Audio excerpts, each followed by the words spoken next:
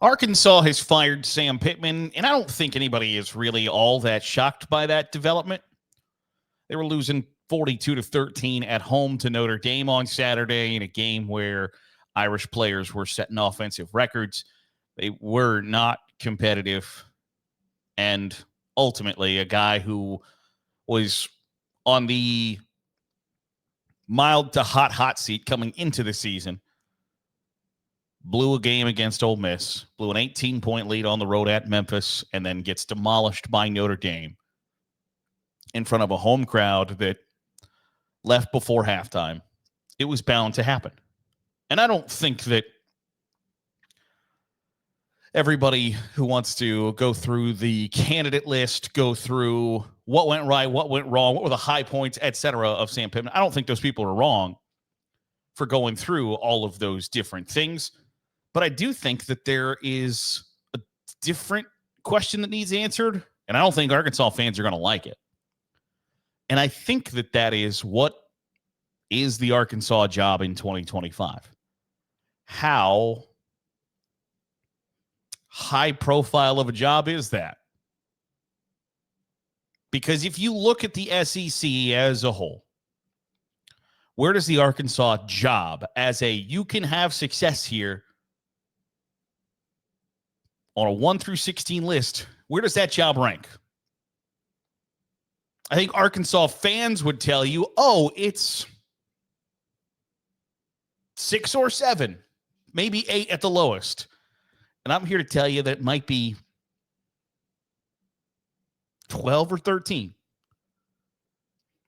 Think about it. If Florida opens up because Billy Napier gets fired, which isn't a completely unreasonable thing to speculate on or expect to happen, frankly, and you were a head coach and you had the chance to go to Arkansas or Florida, which one you taking? It's not even a discussion.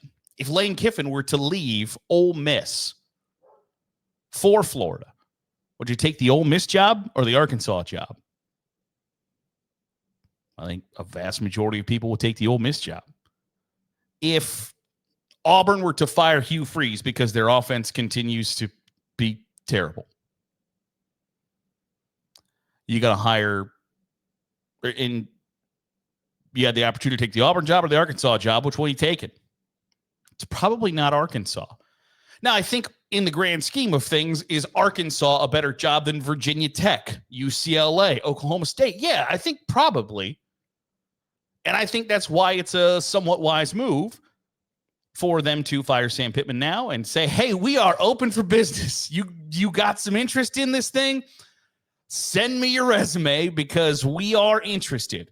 And when you are right now at the top of the heap for potentially best job available, yeah, I think that it's easy to lose sight of the fact that it really isn't as great of a job as people might think it is. Because I think, and this is a fair analogy from my standpoint, Arkansas football is kind of in that same boat as like Indiana basketball, where Bob Knight coached Indiana and had a juggernaut there. And that left people believing that Indiana is this awesome basketball school, that they are just fantastic. That's what God put Indiana on, and this is bigger than the state as a whole. God put Hoosier basketball on planet Earth to be one of the finest programs in the sport. And since he's left, they've had success because everybody else in the Big Ten started to go, oh, should we take this shit seriously? Yeah, okay. Well, I guess we will. And then magically Indiana wasn't the juggernaut that it once was.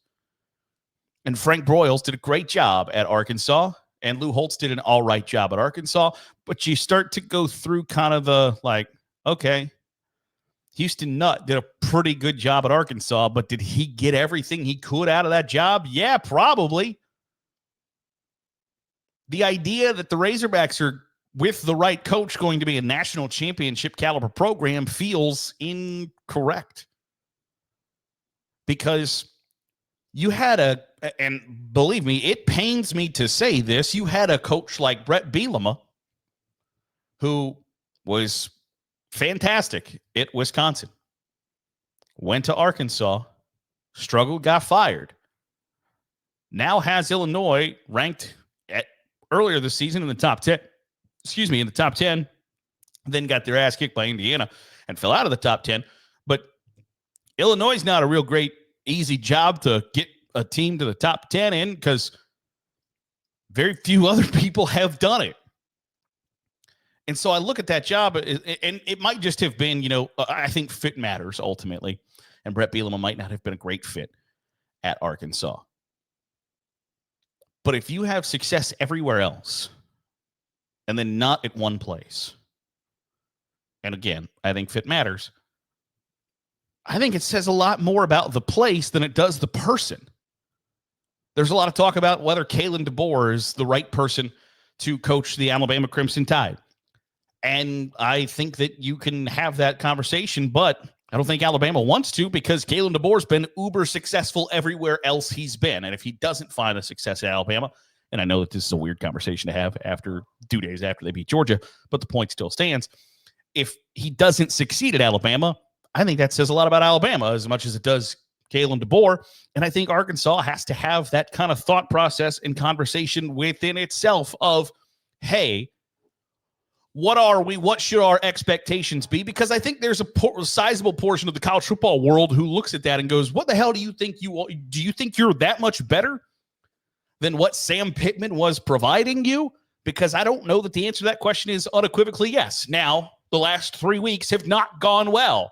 And I think he probably would tell you, probably deserve to be fired. But the SEC is hard. And Arkansas is not set up to compete with the likes of Texas, Oklahoma, LSU, Florida, Georgia, Tennessee, Alabama, Auburn, Ole Miss. I think that it's unequivocally true that Arkansas has much more in common with the likes of Missouri, Mississippi State, Kentucky, South Carolina than it does LSU, Georgia, Florida, Texas, Oklahoma. And that's just the reality. Now, I know that the response from Razorback fans is we are in the NIL era, and we have NIL, we have Walmart, we have Tyson Foods. And while I am not knocking that by any stretch of the imagination, because if I was going to have supporters that cared about my favorite team and had that kind of money, I think people like Walmart and Tyson Foods are great to have in your back pocket. But the downside of that is somewhat that John Calipari is your basketball coach. And so you are now putting way more resources into basketball than you had been in the past. And that guy's going to get the first bite at the apple for NIL money from the big dogs because he's John freaking Calipari.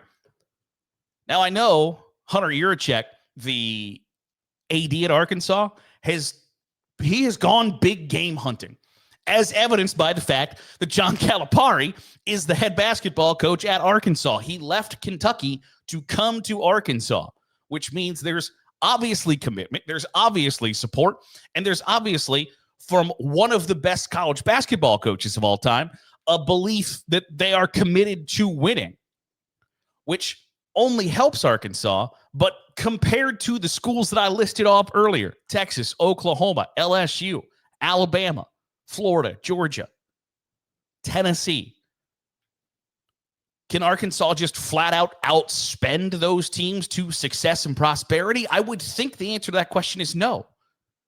It can certainly help. We've seen it happen this season at Texas Tech. The Red Raiders have big NIL, and they are significantly improved, and they're pretty good.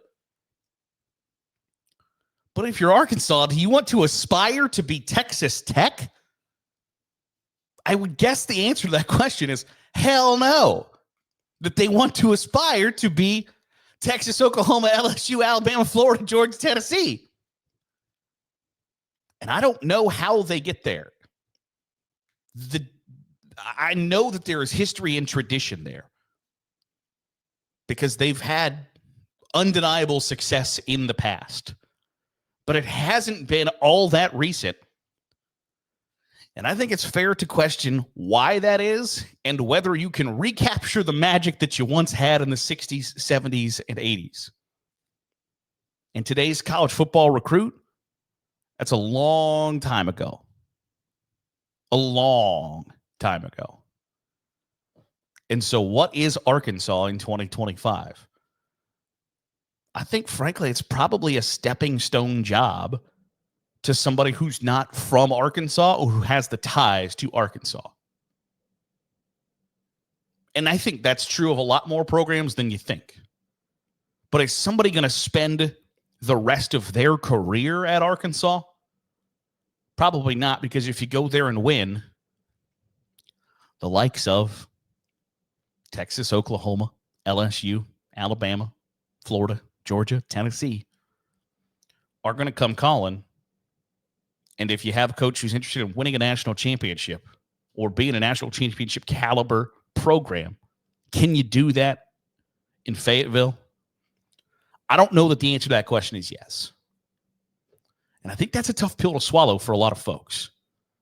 I'm interested to see what Arkansas does, because I think that they have the ability to be an upper half team in the SEC, but upper 2, 3, 4 teams in the SEC, I don't think that that's possible. I could be wrong. That'll do it for today's episode of the Daily Huddle. I appreciate you making us a part of your day, however it is, wherever it is you're doing so. If you're watching on YouTube, hit the subscribe button. Make sure you get all the great college football content we're pumping out. If you're listening on the podcast feed, drop a 5-star review.